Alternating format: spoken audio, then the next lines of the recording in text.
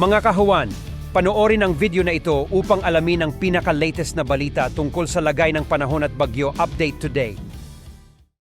Kasalukuyan itong habagat o mahinang habagat ay aking nabanggit kanina ay nakakaapekto sa western section ng Mindanao.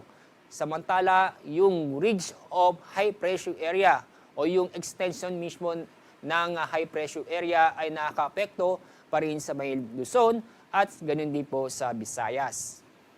Bukas, itong ridge of high pressure area ay inaasang lalakas at tutulak palayo sa ating bansa itong habagat.